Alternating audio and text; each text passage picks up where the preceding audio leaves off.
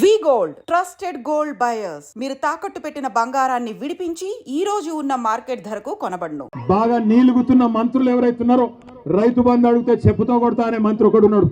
ఇంకా చాలా మంది మీటింగ్ పెట్టుకుంటామంటే అడ్డుకునే సన్నాసి మంత్రి. గింత భయపడతాడు ఎవడన్నా మీటింగ్ పెట్టుకుంటామంటే. గంత భయం ఎందుకు నీకు?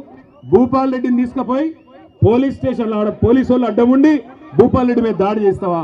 సిగ్గుందా నీకేమన్నా అడుగుతున్న మంత్రి కోమటిరెడ్డి వెంకటరెడ్డి. నీకు ధైర్యం ఉంటే దమ్ముంటే గడియారం సెంటర్ కు రా.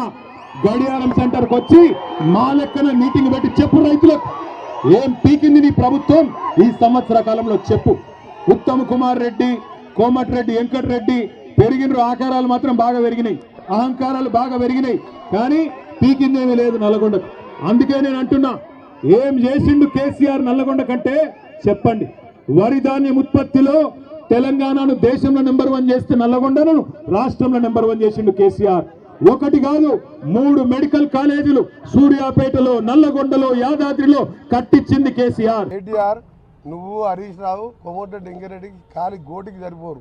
నువ్వు ఆయన కేసీఆర్ అల్లుడని చెప్పి ఆయన లీడర్ అయ్యిండు. నువ్వేమో కేసీఆర్ కొడుకని లీడర్ అయినావు. మా ఆయన ఏం చేస్తాడు? వ్యవసాయం చేసుకుంటాడు. ఎట్లయినా నేను 5 సార్లు ఎమ్మెల్యేకి ఒకసారి ఎంపీగా. నువ్వు నీ ఎందుకు పార్లమెంట్ ఎన్నికల్లో నా కాన్ఫిడెన్స్ నేను ఒక్క గంట కూడా ప్రచారం చేయలే. 60,000 మెజార్టీ వచ్చింది మా రఘువీర్ రెడ్డికి. నువ్వు సిరిసిల్లలో 10,000 కోట్లు అభివృద్ధి చేసుకున్నావు కదా, 6,000 మైనస్ ఎందుకు వచ్చింది? 6,000 బండి సంజయ్కి లీడ్ ఎందుకు వచ్చింది? బీజేపీతో కుమ్మకైనావా, లేకపోతే ప్రజలు నీ ముఖం చూడలేక వేరే పార్టీకి ఓటేసినా?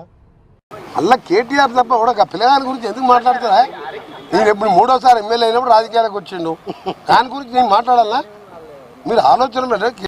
మా ఆయన ఏం చేస్తాడు? వ్యవసాయం చేసుకుంటాడు. ఎట్లయినా నేను 5 సార్లు ఎమ్మెల్యేకి ఒకసారి ఎంపీగా. నువ్వు నీ ఎందుకు పార్లమెంట్ ఎన్నికల్లో నా కాన్ఫిడెన్స్ నేను ఒక్క గంట కూడా ప్రచారం చేయలే. 60,000 మెజార్టీ వచ్చింది మా రఘువీర్ రెడ్డికి. నువ్వు సిరిసిల్లలో 10,000 కోట్లు అభివృద్ధి చేసుకున్నావు కదా, 6,000 మైనస్ ఎందుకు వచ్చింది? 6,000 బండి సంజయ్కి లీడ్ ఎందుకు వచ్చింది? బీజేపీతో కుమ్మకైనావా, లేకపోతే ప్రజలు నీ ముఖం చూడలేక వేరే పార్టీకి ఓటేసినా? కేసీఆర్ కూడా నా నైతిక హక్కు లేదు నా మీద మాట్లాడతాను.